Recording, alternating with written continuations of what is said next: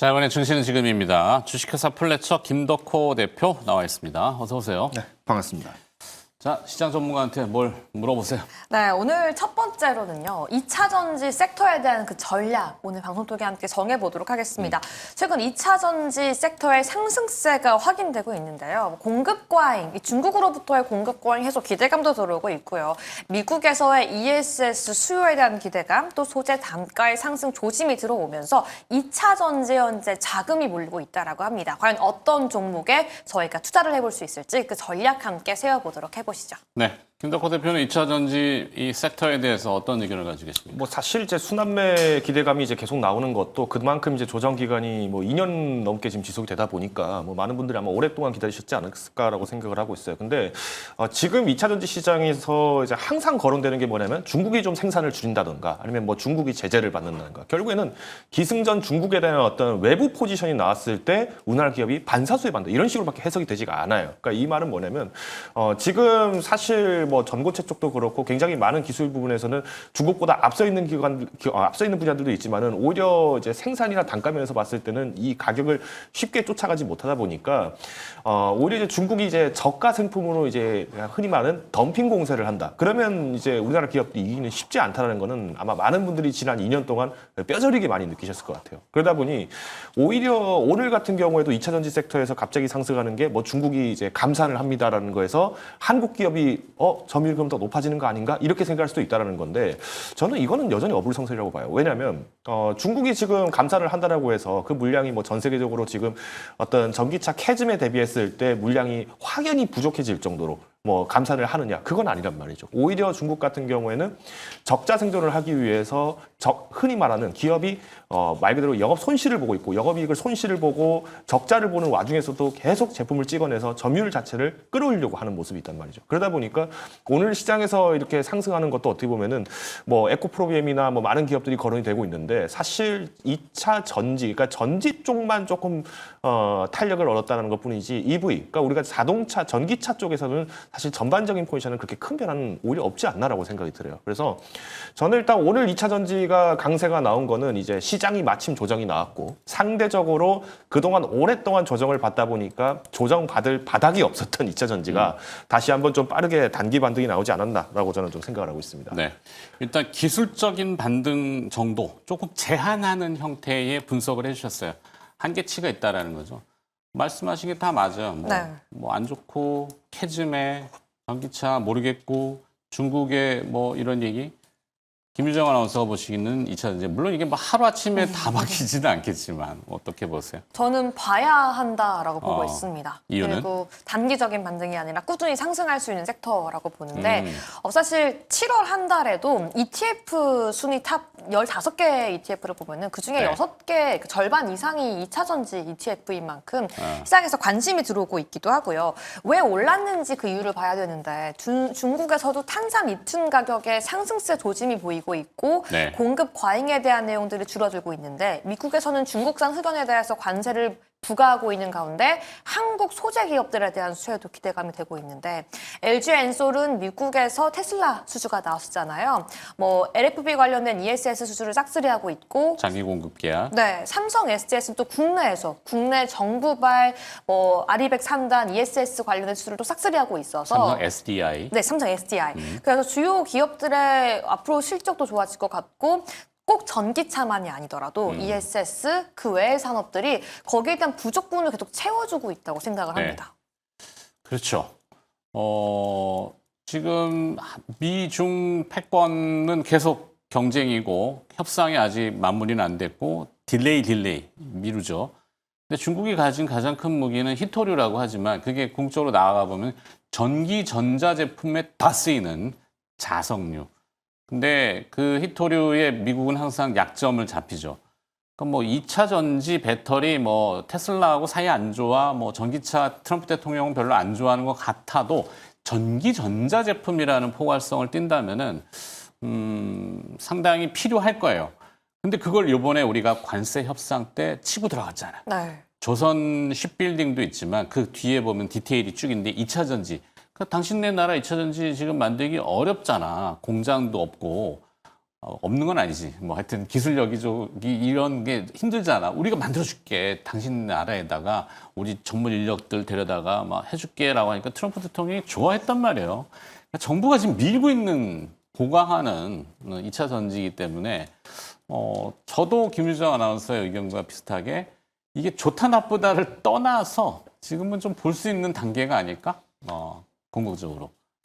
근데 어떻게 사실 생각하세요? 투자라는 거는 좋을 때 투자를 해야 되지 않을까요? 좋을 때? 오히려 이제 좋아진다라는 전망이 나왔을 때 투자를 확인하고? 해야죠. 그렇죠. 그러니까 우리가 지금 시장이 사실 조정이 나왔다, 수단매를 기대한다. 이거는 어떻게 보면 아까 말씀드렸던 것처럼 단기적 반등이라는 거는 결국 우리가 매매가 우리가 이제 결국에는 투자라기보다는 어떤 매매의 관점에서 보는 거는 게 합당하다고 보고 있고요. 오히려 이제 그러면 장기적인 전략을 봤을 때 기술력이 압도적으로 지금 잘 나가고 있는 부분이라고 한다면은 일단 저는 동박 사업을 좀 봐야 될 필요가 있다고 봐요. 뭐 앞서서 이제 김유정 아나운서께서도 말씀을 해주셨지만은 이 동박이라는 게 사실 뭐 우리가 이제 흔히 말하는 2차 전지 쪽에서만 해당이 된다? 뭐 이건 아니죠. 이 말씀하셨던 것처럼 뭐 ESS라든가 이제 심지어는 AI 가속기항 동박판도 있어요. 실제로 두산그룹이 이 미국의 이제 AI 가속기항 제품을 이제 수출을 하면서 두산그룹의 이제 반도체 분야가 전자소재 분야가 이제 굉장히 매출이 잘 나왔다. 이거는 지난 1분기 때 실적 이미 입증이 됐잖아요. 그러니까 우리가 2차 전지라고 한다라고 했을 때 그러면 정말 2차 전지 완성품을 볼 것인지 아니면 여기 들어가는 뭐 소재나 부품 쪽을 볼 것인지 이거를 이제 구분을 하셔야 되는데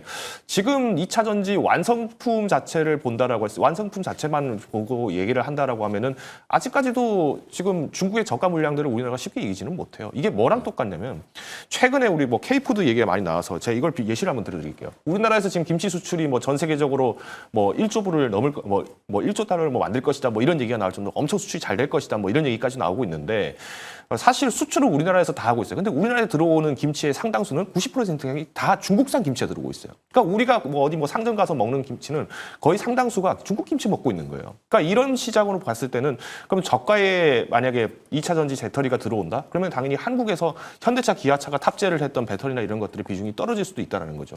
오히려 지금 우리나라 같은 경우에는 1월 이후부터 해서 중국의 비아디가 한국에 지금 전기차 팔고 있잖아요. 그러니까 이런 모습까지 우리가 고려를 해봤을 때 단순히 감산을 한다라고 해서 뭐 중국의 2차 전지 시장이 완벽하게 와르르 무너질 것이다라고 보는 거는 어폐가 있다라고 보고요. 그럼 우리가 이제 현실적으로 이제 2차 전지주를 투자를 할 때는 완성품 자체보다는 뭐 오늘 같은 경우에도 에코프롬이 반짝 상승을 했지만 또 다시 주가 조정이 나올 가능성이 커요. 그러면 결국에는 수급 현황을 잘 보셔야 되고 외인들이 계속 사는 이유가 무엇인가를 계속 봐야 된다고 봅니다. 근데 저는 동박주 같은 경우에는 뭐 앞서서 말씀드렸던 것처럼 뭐 여러 가지 쓰임새가 많아요. 그러다 보니까 상대적으로 우리가 지금 같은 경우 특히나 이제 모든 섹터가 전방위로 다 두들겨 맞아서 주가가 빠졌을 경우에는 오히려 가지가 많은 기업들이 오히려 뻗어나갈 수 있는 주가도 탄력을 좀 얻지 않겠느냐라는 게 제 사견입니다.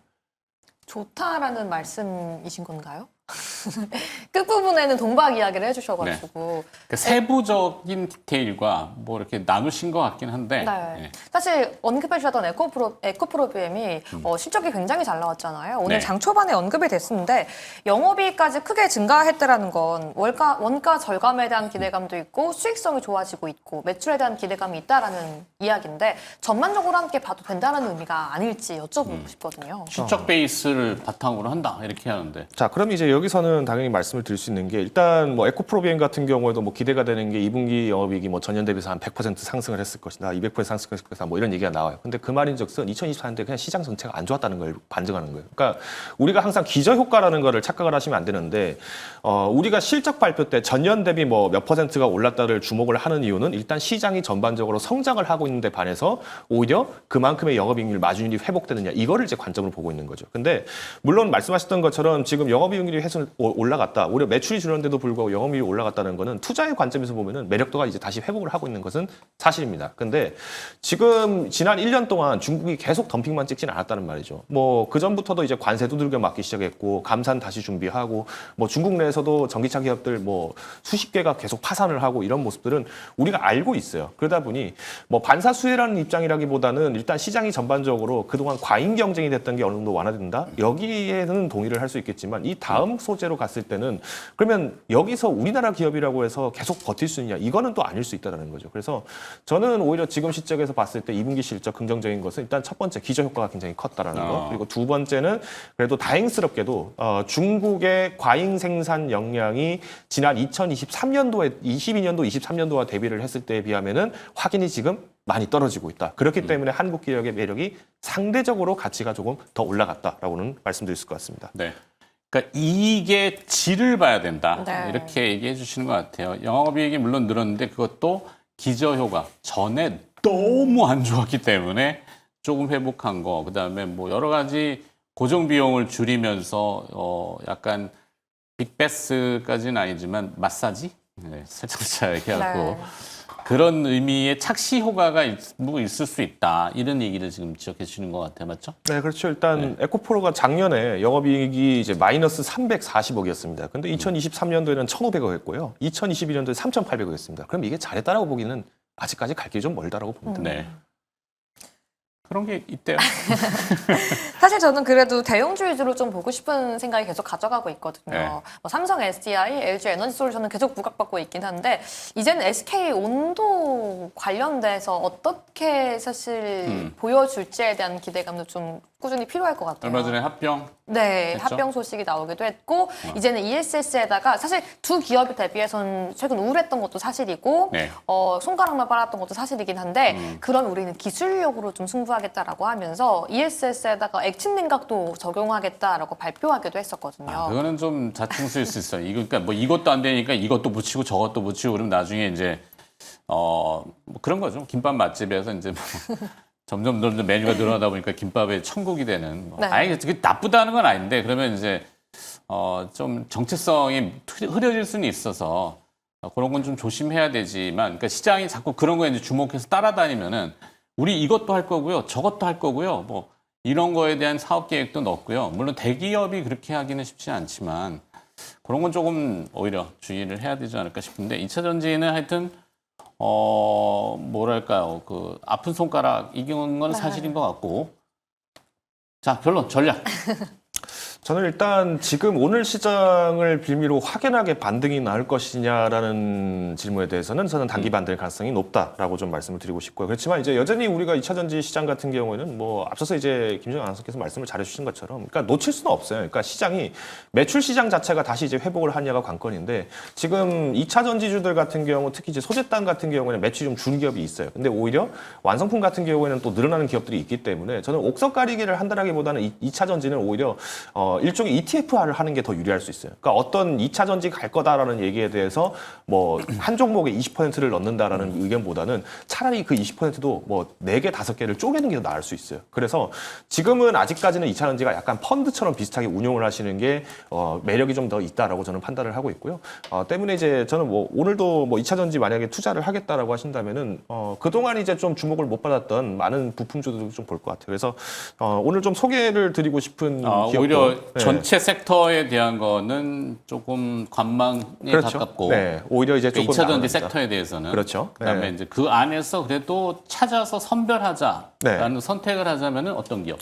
저는 일단 오늘 좀 소개를 드리고 싶은 거는 롯데 에너지 머티리얼즈입니다. 롯데 에너지 머티리얼. 앞서서도 제가 이제 동박 얘기를 좀 많이 드렸습니다만은 실제로 이제 두산그룹의 이 동박을 전지 동박을 이제 매출을 잡았던 기업이 바로 이 롯데 에너지 머티리얼즈예요. 그래서 사실 지금 뭐 원자재 가격이 굉장히 높습니다, 물가가 높습니다라고 얘기가 나오는 와중 속에서도 뭐 굴이라든가 이제 원유 가격이 지금 다시 이제 지금 조정을 하고 있는 상황이거든요. 오펙 플러스에서 이번에 또 추가적으로 증산을 하겠다라고 얘기가 나왔다는 거는 2차 전지의 잔체로만 봤을 때는 부정적으로 볼 수 있어요. 근데 그만큼 이제 어떤 교통량이라든가 이런 것들이 대중교통 이용성이라든가 이런 것들이 좀 늘어난다라고 봤을 때는 차라리 그러면은 이걸 ESS로 해석하는 것도 나쁘진 않겠다라고 보고 있어요. 롯데 에너지 머티리얼즈가 뭐 그동안에 이제 1분기 때도 실적이 좀 안 좋았던 것은 뭐 관세 우려가 굉장히 많이 크다 보니까 사실 고객사들이 뭐 수입을 적극적으로 하지 않았던 탓도 있습니다. 근데 오히려 이런 불황 속에서도 지금 이제 스페인 공장을 착공을 하는 걸 이제 결국 결정을 했어요. 그러니까 그동안 이제 캐즘 때문에 스페인에 공장 짓는다를 2024년도부터 얘기가 나왔는데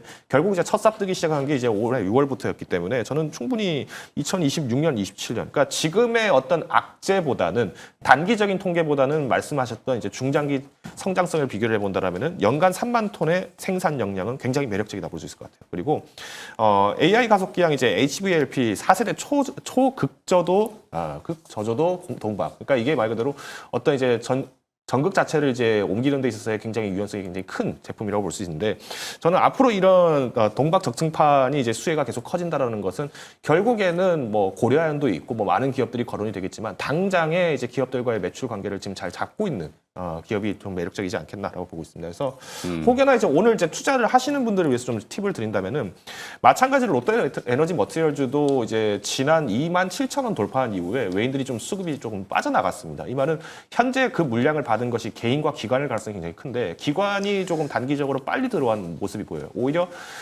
시장이 한 번 더 추가적인 조정이 나온다. 이때 이제 공매도 타격을 받을 수 있는 것도 어떻게 보면 롯데에너지 머티리얼즈이기 때문에 일단 공격적인 목표가를 잡고 접근하시기보다는 조금 보수적인 목표가인 28,000원 선을 주시하시고 접근하시면 좋을 것 같습니다. 네. 롯데 에너지 사명이 길다. 일진 머티리얼즈를 롯데케미칼이 인수하면서 롯데케미칼이 대주주고 아마 사명 변경을 이제 롯데 에너지 머티리얼즈 이렇게 네. 했는데 동박 네. 동박 좀 아세요? 동박이요. 네. 자세히 알지 못합니다. 일렉포일이라고 해서 네. 뭐 다들 이제 요즘 많이 공부들 하셔갖고 그런데 예전에 요즘은 껌종이가 잘 없잖아요.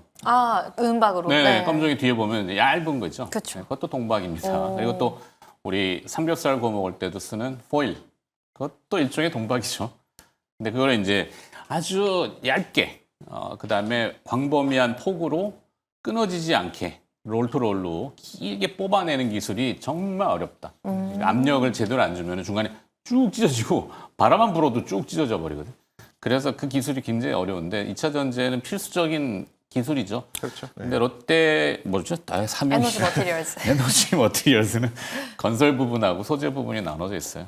하여튼 좀 복잡한 회사이긴 한데 그래서 전략을 어떻게 뭐 매수 그러니까 의견으로 지금 네, 그렇죠. 이제 오늘도 매수를 거잖아요. 하시되 대신 이제 비중을 뭐 내가 생각한 게 한 5%다라고 하신다면은 5%를 한 번에 담으시기보다는 앞서서 제가 이제 2차전지 섹터 전반적인 매수는 뭐 펀드처럼 ETF를 그냥 분할을 해서 매수하듯이 롯데에너지 머티리얼즈도 뭐 1%, 뭐 2% 이런 식으로 나누어서 사시는 게 좀 더 유리하지 않겠나라고 판단하고 있습니다. 네. 동의 뭐 관심 있으세요? 네, 전 동의합니다. 2차 전지 사야 된다고 생각하고 있기 때문에 네. 네, 아까 조금의 2차 전지 방향성에 대한 이 언쟁은 있었으나 롯데 에너지 머티리얼즈 동의한다. 오케이. 네. 네. 자, 구리동박. 좀 더 공부해 보면 여기도 재밌습니다. 자, 오늘 또 기업 분석에 들어갔고요. 증시는 지금 주식회사 플래처 김덕호 대표로부터 2차 전지 섹터와 그 안에 또 핵심 기업 주목받을 수 있는 기업을 한번 선택받아봤네요. 오늘 고맙습니다.